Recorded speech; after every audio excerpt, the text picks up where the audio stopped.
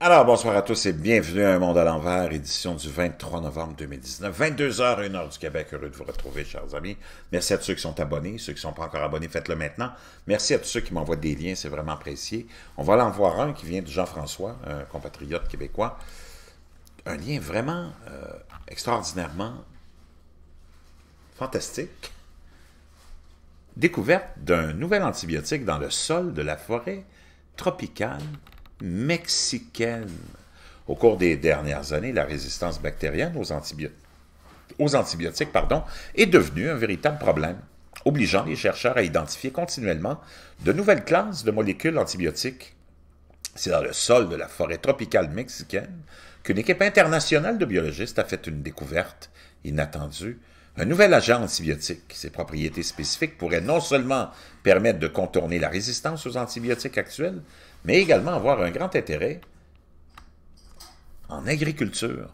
Connu sous le nom de phazolicine, ce composé, auparavant inconnu, a récemment été isolé dans les forêts tropicales de Los Tuxtlas au Mexique.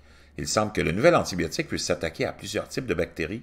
La résistance aux antibiotiques est un problème énorme, tant en médecine qu'en agriculture, et la recherche continue de nouveaux antibiotiques est très importante, car ils peuvent constituer des pistes pour de futurs agents antibactériens, déclare Constantin Severinov, biologiste moléculaire et biochimiste à l'université Rutgers du Nouveau-Brunswick, trouvé dans les nodules des haricots sauvages. Cet antibiotique inhabituel est produit par une bactérie du sol symbiotique qui fixe l'azote pour la plante et éloigne les micro-organismes nuisibles. La bactérie symbiotique en question appartient au genre bactérien Rhizobium, qui forme des nodules sur les racines des plants de haricots. Contrairement aux autres rhizobiums, cette bactérie produit également de la phazolicine. L'étude a été publiée dans la revue Nature Communication. La phazolicine est une classe de peptides produite dans le ribosome et fait partie d'un groupe diversifié de produits naturels ayant une variété d'utilisations biologiques que les scientifiques commencent seulement à découvrir. Même avec des douzaines de génomes totalement séquencés, le nombre de produits naturels rhizobiens caractérisés à ce jour reste extrêmement faible comparé à des groupes aussi fructueux que les actinobactéries et les entérobactériales, déclarent les auteurs. On peut voir ici une espèce de tableau.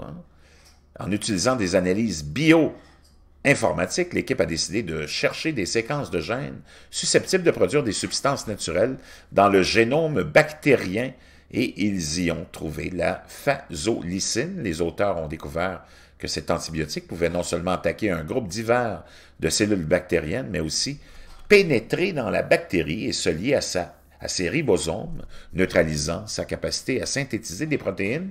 Il s'agit seulement du deuxième peptide connu ayant cet effet. Donc, on peut voir le schéma montrant la manière dont la phazolicine se lie à la petite sous-unité bleu pâle des ribosomes bactériens pour neutraliser leur synthèse de protéines. Vraiment intéressant.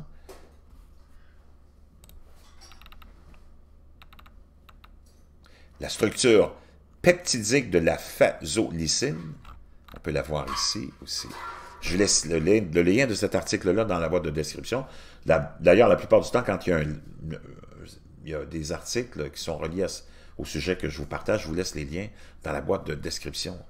Cette diversité de modes d'action, sans précédent pour les peptides, partageant des caractéristiques chimiques communes, fait de ces peptides ribosomaux un groupe d'intérêt particulier pour la recherche de nouveaux antibactériens, expliquent les auteurs. En plus de ses propriétés antibiotiques potentielles, les chercheurs pensent que le composé pourrait également être utilisé pour aider directement les plantes. Nous espérons montrer que la bactérie peut être utilisée comme probiotique végétal, car la phazolicine empêchera d'autres bactéries potentiellement dangereuses de se multiplier dans le système racinaire de plantes d'importance agricole. j'aimerais vous rappeler que la quantité de scientifiques qui appartiennent à l'industrie pharmaceutique, qui sont dans la forêt, par exemple amazonienne, ou la forêt mexicaine, ou les autres forêts, et en train de rechercher des nouvelles pistes de médicaments, c'est que ça. Tout ce qu'on a comme médicaments, tout ce qu'on a comme produits médicamenteux provient de la forêt la plupart du temps. C'est assez hallucinant. Image montrant la différence entre un plant de haricots sauvages, sans la bactérie, à gauche, et avec la bactérie à droite.